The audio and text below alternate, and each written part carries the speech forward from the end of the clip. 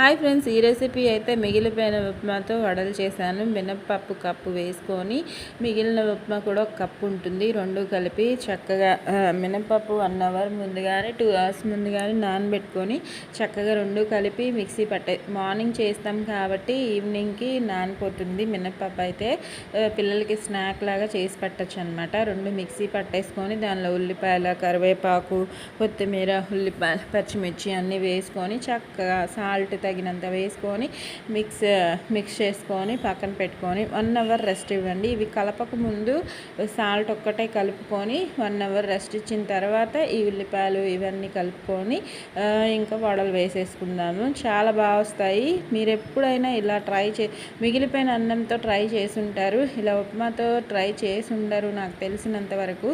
చేసుంటే కామెంట్స్లో పెట్టండి. ఈ వీడియోలో చాలా బాగా వచ్చాయి.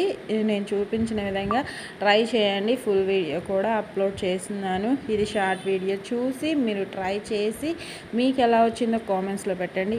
ఆరోగ్యంగా తినండి, సంతోషంగా ఉండండి. చూడండి, వడలు అయితే దగ్గర నుంచి చాలా బాగున్నాయి కదా.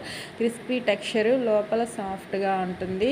టేస్ట్ కూడా బాగుంటుంది. మీకు అదే మీరు చేసిన తర్వాతే కదా మీకు రెసిపీ అనేది అర్థమవుతుంది.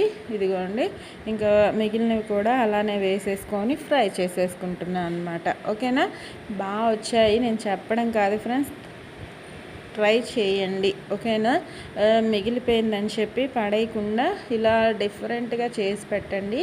ఇంట్లో వాళ్ళు ఇష్టంగా తింటారనమాట.